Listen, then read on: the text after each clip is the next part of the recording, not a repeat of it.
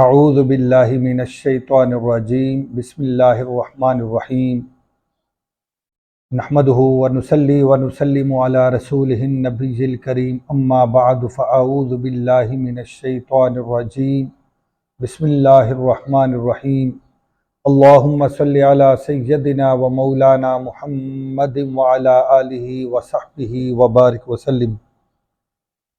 معزز طلباء و طالبات و معزز سامعین گرامی، السلام علیکم ورحمۃ اللہ وبرکاتہ۔ ہم حضرت سیدنا شیخ شرف الدین سعدی شیرازی رحمۃ اللہ علیہ کی مایہ ناز تصنیف کریمہ سعدی پڑھ رہے تھے۔ آج الحمدللہ ہم کریمہ سعدی کے 36ویں لیکچر میں حاضر ہیں، اور آج جو ہم بیان پڑھنے جا رہے ہیں اس کا عنوان ہے در صفت طاعت و عبادت، یعنی فرما برداری اور بندگی کی تعریف کے بیان میں، فرما برداری اور بندگی کی تعریف کے بیان میں۔ تو فرما برداری اور بندگی یعنی اطاعت اور عبادت میں کیا فرق ہے؟ تو عبادت اور اطاعت میں زمین و آسمان کا فرق ہے، بلا شبہ اس میں بہت زیادہ فرق ہے۔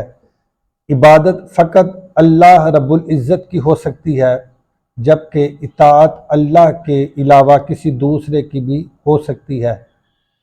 اطاعت کسی کی بھی ہو سکتی ہے، جبکہ عبادت فقط اللہ کی ہو سکتی ہے، اللہ کے علاوہ کسی غیر کی عبادت جائز نہیں۔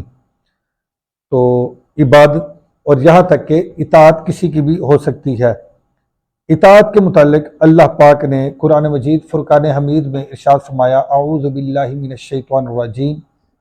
اللہ پاک نے ارشاد فرمایا، اطیعوا اللہ و اطیعوا الرسول، کہ اللہ کی اطاعت کرو اور رسول کی اطاعت کرو، یعنی اللہ کی اطاعت بھی اور رسول صلی اللہ علیہ وآلہ وسلم کی اطاعت بھی۔ تو اطاعت اللہ اور اس کے رسول صلی اللہ علیہ وآلہ وسلم کی دونوں کی اطاعت ہوگی۔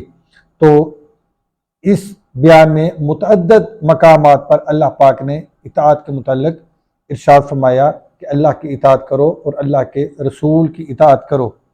تو اطاعت اللہ کی بھی ہو سکتی ہے، اللہ کے رسول کی بھی ہو سکتی ہے، جبکہ عبادت فقط اللہ کی ہو سکتی ہے، کسی رسول کی، پیغمبر کی، نبی کی، ولی کی کسی کی عبادت درست نہیں، جائز نہیں، بلکہ یہ کفر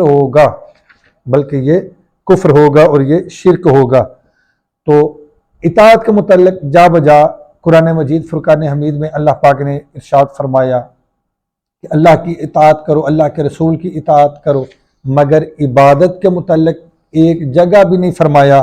مثلا ایسا نہیں فرمایا کہ اعبدوا اللہ واعبدوا الرسول، کہ اللہ کی عبادت کرو اور رسول کی عبادت کرو، ایسا کہیں بھی ایک لفظ بھی وارد نہیں ہوا، اور ایسا کہیں بھی ایک لفظ بھی آپ کو نہیں ملے گا، کیونکہ عبادت خاص ہے اللہ پاک کے ساتھ، جبکہ اطاعت کسی کی بھی کی جا سکتی ہے۔ تو لہٰذا اطاعت اور عبادت میں زمین و آسمان کا فرق ہے۔ اطاعت کسی کی بھی ہو سکتی ہے، جبکہ عبادت فقط اللہ کی ہو سکتی ہے، اللہ کے غیر کے لیے عبادت درست اور جائز نہیں۔ حضرت سیدنا شیخ شرف الدین سعدی شیرازی رحمۃ اللہ علیہ آپ اس بیان میں جو پہلا شعر لے کے آئے ہیں وہ توجہ کے ساتھ آپ سماعت فرمائیں۔ حضرت سیدنا شیخ شرف الدین سعدی شیرازی رحمۃ اللہ علیہ فرماتے ہیں، کسے را کے اقبال باشد غلام، کسے را کے اقبال باشد غلام، بود میل خاطر بطاعت مدام، بود میل خاطر بطاعت مدام۔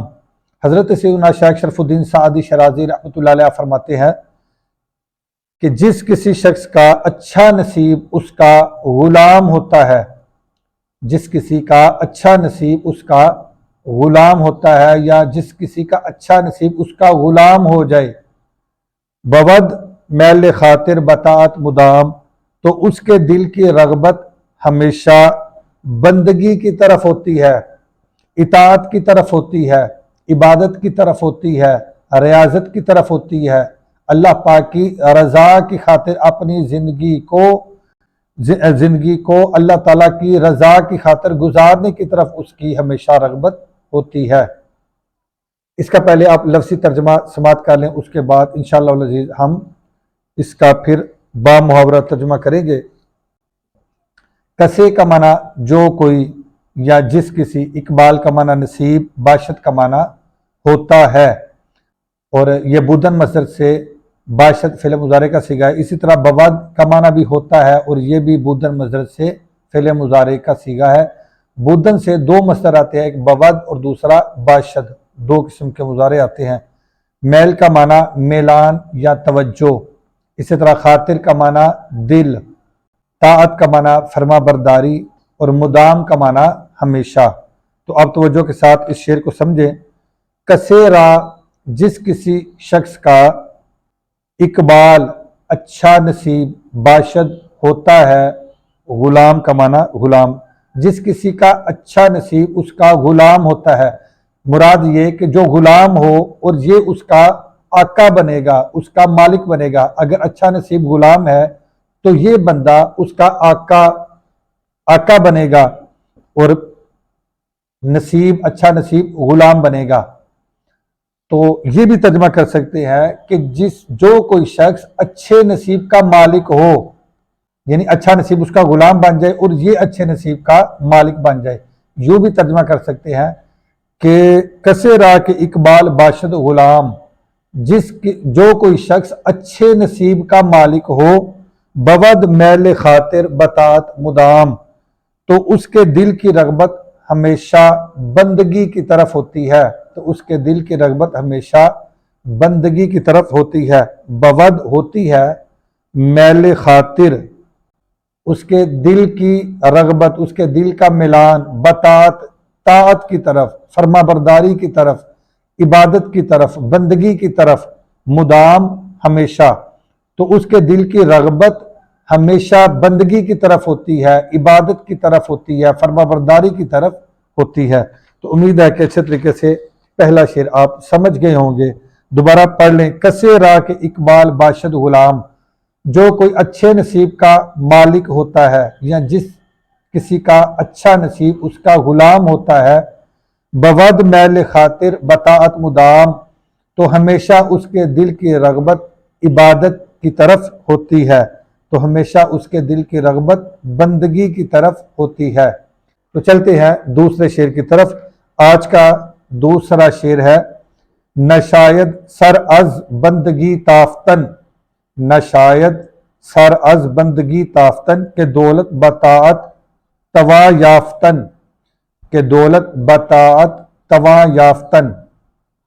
حضرت سیدنا شیخ شرف الدین سعدی شرازی رحمۃ اللہ علیہ اس شعر میں آپ فرماتے ہیں کہ مناسب نہیں ہے عبادت سے سر کو پھیرنا، نشاید سر از بندگی تافتن، مناسب نہیں ہے عبادت سے سر کو پھیر لینا۔ کیوں کہ دولت بطاعت توا یافتن، کیونکہ دولت فرما برداری اور عبادت کے ساتھ بھی حاصل کی جا سکتی ہے، کیونکہ دولت فرما برداری اور عبادت کے ساتھ بھی حاصل کی جا سکتی ہے۔ پہلے آپ لفظی ترجمہ دیکھ لیں، پھر ہم انشاءاللہ العزیز اس کا با محاورہ ترجمہ کریں گے۔ نشاید کا معنی مناسب نہیں یا لائق نہیں، مناسب نہیں یا لائق نہیں۔ بندگی کا معنی عبادت، تافتن کا معنی پھیرنا، اور نشاید جو آپ نے پڑھا مناسب نہیں یا لائق نہیں، یہ شائستن مصدر سے فعل مضارع منفی معروف کا صیغہ ہے۔ شائستن سے شاید مضارع آئے گا اور نشاید فعل مضارع منفی معروف ہوگا۔ توا کا معنی سکنا یا ہو سکتا ہے، اور یافتن کا معنی پانا۔ تو توا یافتن کا اکٹھا معنی یوں ہوگا، پا سکتے ہیں۔ توا یافتن پا سکتے ہیں، پا سکتے ہیں۔ تو اب اس شعر کو توجہ کے ساتھ دیکھیں۔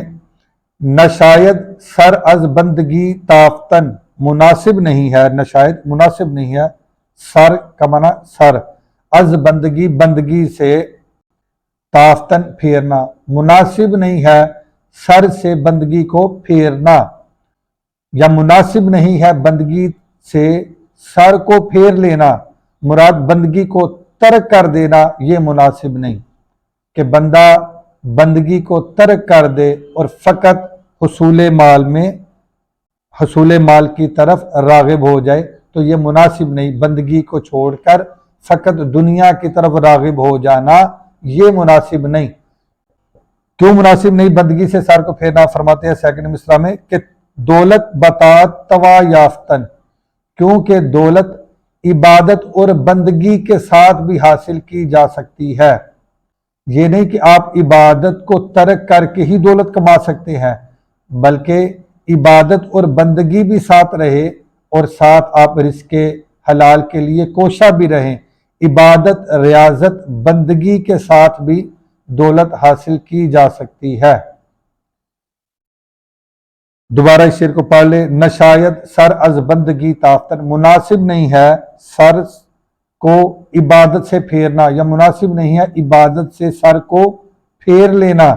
کیوں کہ دولت بطاعت، کیونکہ دولت عبادت کے ساتھ بھی توا یافتن حاصل کی جا سکتی ہے، پائی جا سکتی ہے، یا دولت کو عبادت کے ساتھ بھی پا سکتے ہیں۔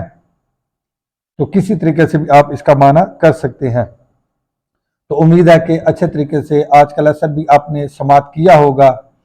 اس کے اندر جو سیغے آئے ان کو خود سے حل کریں اور مشکل الفاظ کے معانی کو یاد کریں اور اس کا اچھے طریقے سے تکرار کریں۔ آج کے لیے اتنا ہی کافی ہے۔ اللہ حافظ۔